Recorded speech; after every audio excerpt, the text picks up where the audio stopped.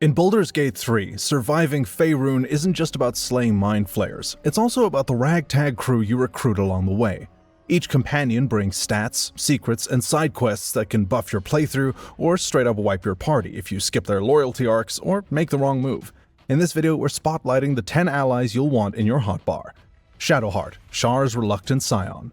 Shadowheart, a half-elf cleric of Shar, joins your party clutching a strange artifact and enough emotional baggage to rival your inventory weight. She's your stealthy healer and cosmic plot hook rolled into one, with her artifact housing the Dream Guardian, tying her directly to the main story. She starts as a trickery domain cleric, think illusion magic and defensive buffs, not frontline smiting. With middling strength and low charisma, she plays best behind the muscle, blessing allies and avoiding direct hits. Her personal quest, Daughter of Darkness, spans all 3 acts. Stay loyal and she may reject Shar's grip. Push too far and she'll either collapse or walk out.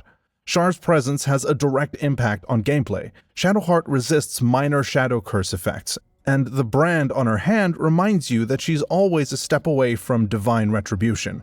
Shadowheart is pragmatic, guarded, and surprisingly kind if you earn it. She warms to kindness toward animals, but clams up if you dig deep too fast.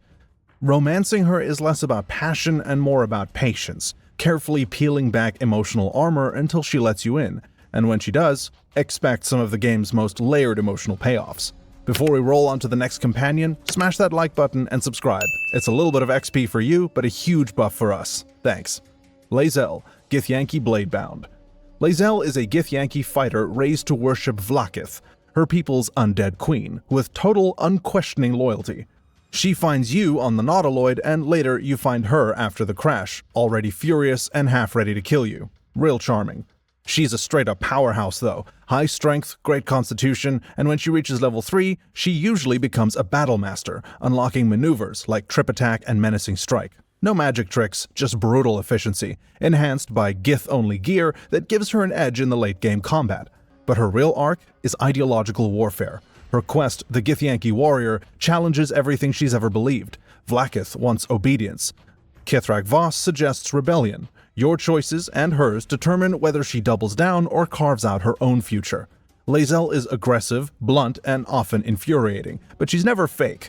If she respects you, it's earned. If she loves you, it's honest. And if you romance her, it's a raw, fierce journey that evolves from instinct to something deeper.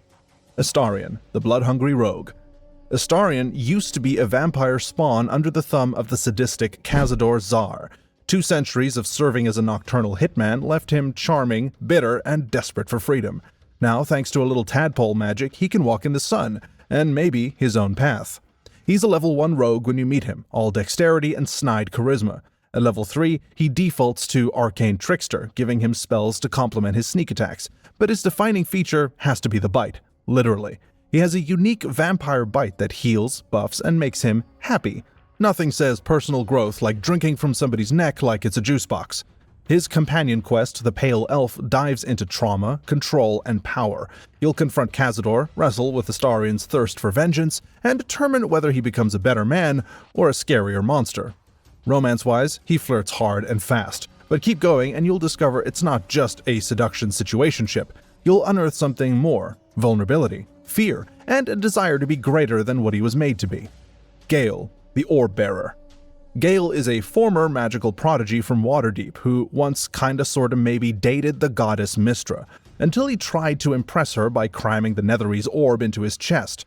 Now, with a tadpole in his brain and a nuke in his ribs, he's the arcane equivalent of a ticking time bomb in a bathrobe. A level 1 wizard with sky-high intelligence and very little durability, Gale defaults into the school of evocation, big flashy spells with 0 subtlety. But managing Gale isn't simply about the spells. His orb has to be fed rare magical items. Starve it and he starts breaking down. Oh, and if he dies, the orb becomes a hazard, passively damaging allies until revived. Gale's the only party member who can literally kill you after he kicks the bucket.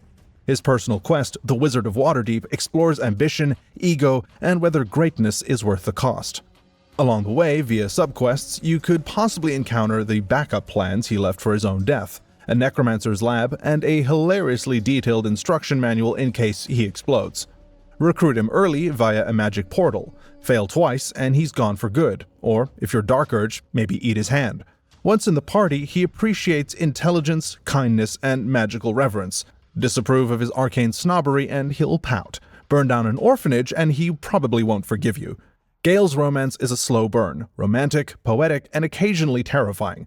Underneath the flair is a man terrified of hurting others and unsure if he's still worthy of love.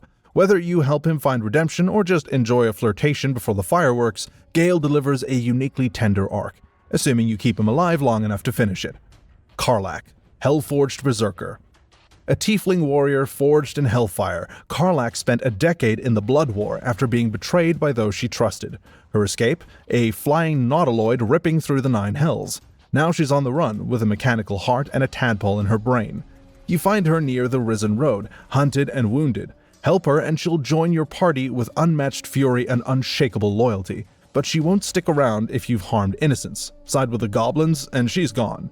Karlach starts at level 1 as a barbarian, defaulting into the berserker subclass. She favors two-handed weapons and brawling like a wrecking ball. Upgrade her infernal engine for immunity to charm and feed her soul coins to activate infernal fury, which gives you bonus fire damage when she's bloodied or raging. Like a slot machine holding a battle axe. Her questline, Our Fiery Friend, runs through all 3 acts, from battling devils to confronting her past in The Hellion's Heart. She's loud, loyal, and burning for a future she's finally free to chase. If you pursue a romance with Karlach, her inability to touch and years of isolation become obstacles you gonna have to navigate together. Wyll, the Devil's Blade. Wyll, the Blade of Frontiers, is a warlock with a heroic persona and a devil's deal.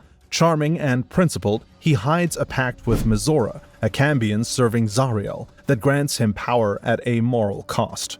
You'll meet him at the Druid Grove, swashbuckling mid-battle and mentoring tiefling kids afterward. If Karlach joins first, he'll storm into camp to confront her, setting up early tension. Recruited at level 1 with the Pact of the Fiend subclass, Wyll brings spells, survivability, and of course, Eldritch Blast, because of course the Blade knows how to use a blade. But Minthara meddles constantly, forcing choices between heroism and hellish obligation. His quest, The Blade of Frontiers, explores legacy, sacrifice, and a fraught relationship with his father, High Duke Ravengard. Wyll is lawful good at heart, opposes ideals, and he might abandon you, or even attack you. Romance-wise, he's sincere, committed, and refreshingly old school. His heart's open to all, but betrayal, especially involving Minthara, won't be forgiven. Playing as Wyll adds layers, letting you feel every cost of walking that infernal tightrope. Halsin, the Emerald Grove's last light. Halsin, the Archdruid of the Emerald Grove, is a towering presence, physically and morally. Found imprisoned in the Shattered Sanctum, freeing him unlocks key roots and powers later in the game. In Act 2, his unique druidic magic is vital to ending the Shadow Curse and accessing Act 3 without everybody being sad. As a companion, his bare wild shape makes him a frontline tank, ideal for those chaotic brawls. But take the dark path and slaughter the Grove Druids, and Halsin dies before he can join, permanently closing off his questline. Halsin's approval only kicks in once he's a full party member, and it's pretty clear-cut. Be kind, protect nature, and don't be a jerk to animals or kids. Cruelty, corruption, or wanton destruction, that'll lose you his respect fast. As for romance, yes, the gentle giant is open to love. Most of his storyline unfolds in Acts 2 and 3, but you can flirt earlier. Halsin is also polyamorous, making him one of the only companions open to consensual multi-partner romances, typically with Astarion, Shadowheart, or Karlach. It's all about honesty, respect, and occasionally bear metaphors. Jihira, the Relentless Protector. A legendary harper and druid, Jihira returns in Act 2 at the Last Light Inn, commanding the resistance forces against Thorm. She's level 8 at first, but joins the party at level 1 in the Circle of the Land subclass. She's tough, tactical, and dry-witted, shaped by over a century of war and personal loss. Her quest, the High Harper, connects to Minsk and her past, demanding hard choices. Kill Minsk or her children, and she'll leave. Jihira respects strength, loyalty, and directness. Earn her trust and you gain a powerful ally who always plays the long game, even when it hurts. Minsk, the Hamster's Apprentice. Minsk is pure chaotic good, equal parts heart, muscle, and hamster. Once a hero of the original Baldur's Gate, he returns in Act 3 after decades petrified and briefly brainwashed as the Stone Lord. Rescue him via the High Harper, but don't kill him, knock him out to break the mind control. Do it right and he'll rejoin you with Boo at his side, yelling battle cries and smashing evil. He's a strength-based ranger with a hunter subclass, surprisingly tanky and wielding boo-based powers. No companion quest per se, but his story weaves through Jihira's nicely. Minsc doesn't judge, he just wants to fight for good. No romance, no nuance, just justice, honor, and one very brave rodent. He's not complex, but he's unforgettable. Minthara, the Drow Paladin. First encountered as a ruthless goblin commander, Minthara's fate depends entirely on you. Kill her in Act 1, and that's that. Spare her and later rescue her from Moonrise Towers, and she becomes a cold, deadly ally. She's a dual-wielding paladin with high offense, battlefield control, and a dark grudge against Aarian and the Absolute. No companion quest, but her story is one of vengeance, not redemption. Minthara is not warm, and she doesn't pretend to be. Approval must be earned, and betrayal is remembered. She doesn't want forgiveness, she wants blood. And those are all the companions whose quests, quirks, and constellation-shifting choices make Baldur's Gate 3 more than just a CRPG. It's a living, party-sized saga.